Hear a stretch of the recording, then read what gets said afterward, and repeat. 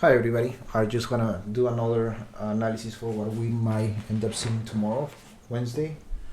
Some of the stocks that we're gonna talk about are AMD, Disney, Mara, Netflix, Palantir, Rivian, and Tesla. I might mention Meta, Microsoft, Amazon, and Google later. Just these are my opinions. This is what I see on the chart.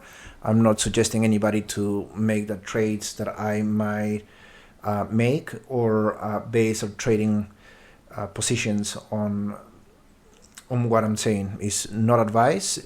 I'm just talking about what I'm seeing in front of me on the chart. So here we have AMD.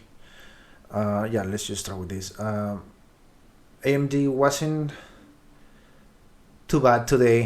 It had earnings on Tuesday the 30th of April. Didn't go too well, but I was mentioning yesterday how gaps behave most of the times. And we had a small gap right here, and it's basically covered right now. So by tomorrow, I'm probably going to erase this. But again, I just like how this moves, and when there are gaps around, if it's too obvious, I actually get on the trade. But if not, I just let it play. What I like about this is that the indicators, the MACD and the TSI, are actually moving on the way up. But I see a little bit of uncertainty here. And maybe if we put a trend line here, there might be something going on here. But I don't know. I for my style of trading, and what I do the most is scalping and whatnot, but I based my bias on the one-day chart. So the way I see this candle right here, what I would basically try to do is wait for a retest here, or maybe even on this level, on the 141. And which I consider maybe an older and a better level, but both of these levels are actually pretty good. But just find a retest and go, and maybe climb on top of the EMA, and I would feel more comfortable getting on that position. So AMD, I think we might see a move up, but we definitely have to take a look at these two levels right here before making any decision as far as if I want to get in or not. So definitely, believe it or not, I don't think I want to go short on this, and for the most part I like to go long on my positions, but I just don't see, unless I see this breaking this support level right here, and at that point I really don't see anything that will stop this move going into this direction, probably until 124. But I honestly think that's a little bit unlikely. So I would keep an eye on 150 level, 141. Next, what I have is Disney. This is a little bit interesting. Yesterday I was talking about gap filling and this gap right here, and now after earnings we have another gap. So it is trapped between these two gaps right here. I don't see anything that would stop the move for tomorrow. Wow, it's 9% till 103. Probably it could actually go under the 100s. So we'll see. Another thing, yesterday I was mentioning the reaction of the TSI and the MACD, and I was saying, I kind of like this, and but I obviously didn't see the earnings were coming, and I hate trading earnings, so I wasn't paying attention to that. So when earnings come around, I really don't even care about indicators. I just don't trade them because of this. The indicator in this case was telling me, yeah, this looks like it's gonna keep moving up, and then the earnings report came, and obviously this setup didn't work out, and I'm glad I didn't actually try to open a position here, because it was looking good. I'm sorry, my dog is crying in the background. I'm gonna open the door for him.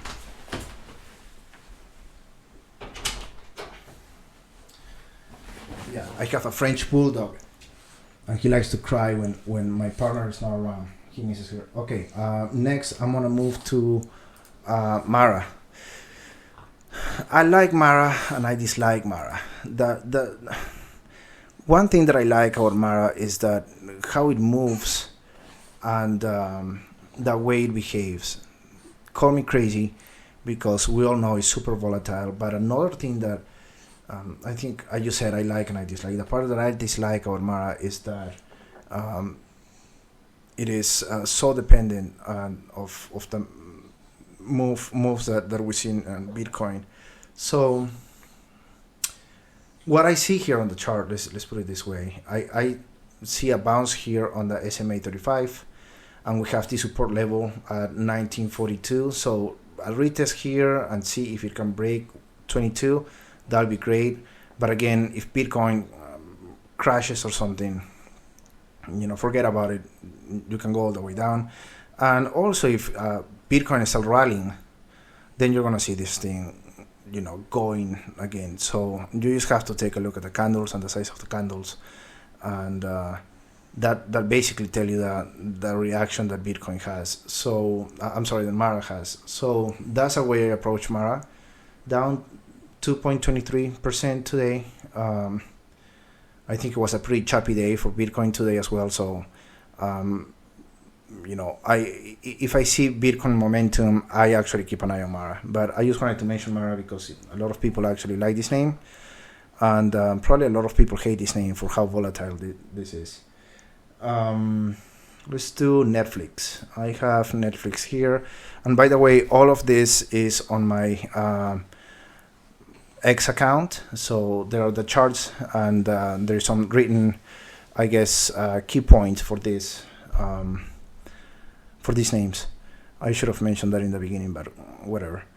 So Netflix, gap fill right here. We had a gap after earnings, dropped, and then another example of what I say, gaps are gonna get filled most of the times. So let's get rid of this. So there was a gap right here. Now we're seeing this. It would be optimal actually to see a little retest here, but the way I see the indicators, I think this has a little room to run to 630, which is, if you're buying options, that will be pretty good. So you have these two levels right here. I would keep an eye on this one first and see maybe a retest or maybe a continuation. There's a lot of green candles right here, a lot of momentum. A breather wouldn't be bad, but there is a good chance and this is going to keep moving up. What else do I have? Palantir. Wow. So Palantir didn't have, as far as a balance sheet, didn't have a bad report, but I think what caused this panic sell, what I would call, is the reality is that the government contracts weren't as good as the market thought, and there was a sell-off. So that might show a little bit of what the market thinks about how susceptible Palantir price action is to their ability to acquire more government contracts. So we'll see. But this is, you still have a little bit of action on the moving averages, where if it's is 35 SMA or the EMAs over here. But I think it's going to come here to 20, and if it breaks this level right here, well, I'm pretty sure this gap is going to be gone, and 17 is very, very possible. If you have a rebound here or a retest, then you might have a little bit of choppiness or move straight up.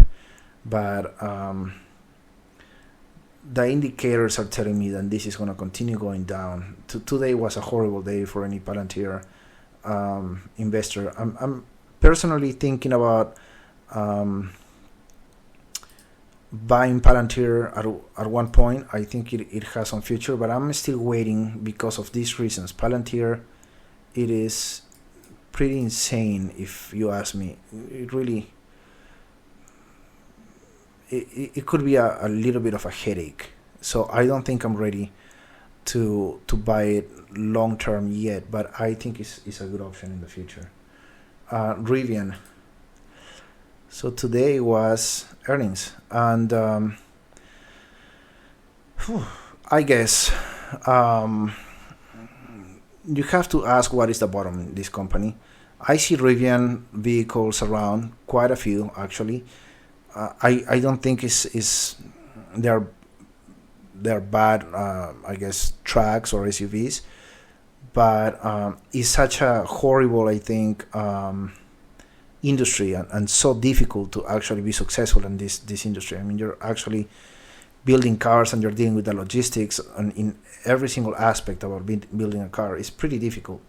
So I really don't see, I think they are down almost 6%. It's not showing here anymore because it's past 5 p.m. But yeah, it's not good. So what I think is, and this can go down to, I don't even have a level right here. So I think this can go down here to at least, well, it is down 6%. So I really don't know. Actually, I don't know if this is, let's take a look at this. Yeah. So 830 is very possible in this case. That is very, very possible. I have one more, and let's do Tesla. And the reason why I'm doing Tesla is because I mentioned this yesterday in yesterday's video, and I also I did a post in X about Tesla. This is crucial. I think if we break 177, then you're going to cover this gap without any problems, and the indicators are telling me that we're going in that direction. Almost 4% down today. Not good. And then you have 163 coming, and I think if you go this way, you're probably going to cover this gap, and we don't know. So unless there are some news, but I'm starting to have a little bit of a bad feeling about Tesla, and forget about my feelings. I mean, what I see on the chart doesn't look too good. That is all what I have today. I just wanted to mention a couple of things before I finish this video. We have, I want to mention Meta. I was talking about this reaction right here on the MACD and TSI, and I was talking also about covering this gap. I talk about this gap as well, but what I was seeing was a big potential to cover this gap. So I'm still there, thinking that we're probably gonna go up to 485, and then probably that would turn into a resistance level. So I'm gonna mark this right here. Have 1, 2. Actually, if we go all the way here, yeah. So that could be a good resistance level and see. But I think there is room in the next days. Today is Tuesday, so maybe by Friday or next week we might be either here bouncing back or crossing this level. So keep an eye on Meta. Another thing that I had was because of and I'm just gonna go quick on this. Microsoft. I think Microsoft has some potential. I still see a little bit of bullish reaction here. So even though we had a red day today, I think that we gotta take a look at this, or maybe if we are gonna basically hit this level as we did today and then continue up. But so keep an eye on Microsoft. Amazon, because I mentioned that yesterday too. I mentioned a double top. We're still on the same situation. This is this doji candle is, in my eyes, pretty much neutral, considering how you see these indicators right here. I really don't.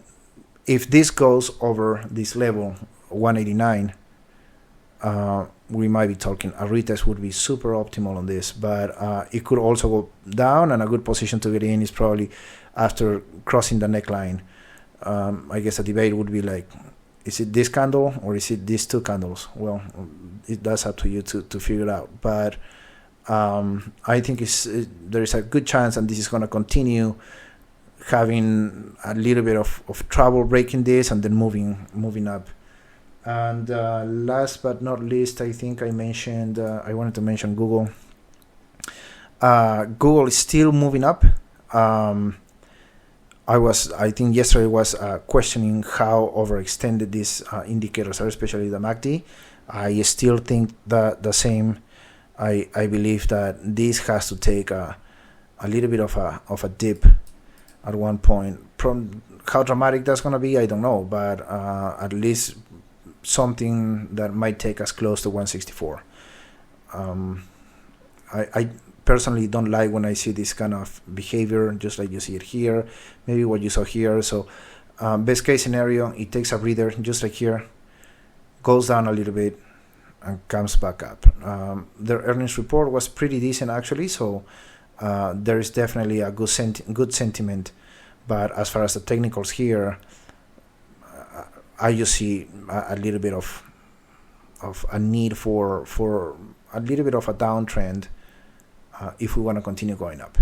So that's all what I have today. I have most of these names on my X account, which is the same name as my YouTube, NoRandomTrades. So you are more than welcome to follow us, and I'll be doing another analysis video tomorrow. Thank you.